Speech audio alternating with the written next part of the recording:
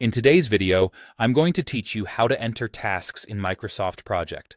By the end, you'll be comfortable adding tasks in the Gantt chart view, inserting a task exactly where you need it, and entering multiple tasks with key details using the task form, plus a few helpful tips to speed things up.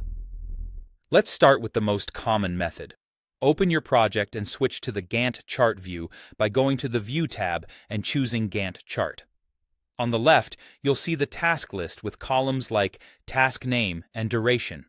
Click the first empty row under your existing tasks in the task name column, type your task name, and press enter.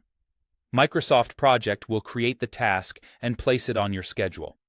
You'll notice it assigns a default duration, often 1 day, which you can change by editing the duration field right away. This gives you a quick way to build out your list before you refine the timing. If you need to add a task in the middle of your list, place your cursor on the row below where the new task should go. On the Task tab in the ribbon, click Task, or simply press the Insert key. A blank row appears at that position. Type the task name and press Enter.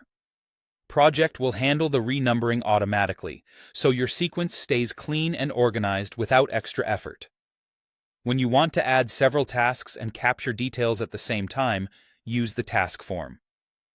While still in the Gantt chart view, turn on the Details checkbox located below the ribbon.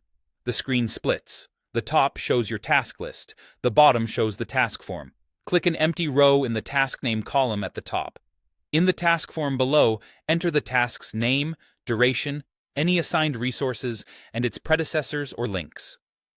Click OK to save the task, then move to the next row and repeat. This approach is especially useful when you want each task to come in with its dependencies and assignments already set, helping your schedule take shape faster.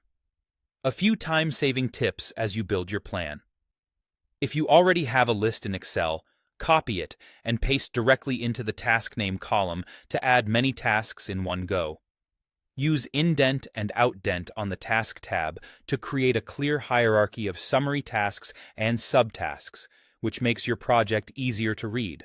And after you've added tasks, be sure to fill in duration, start and finish dates, and predecessors so your schedule reflects real sequencing and timing.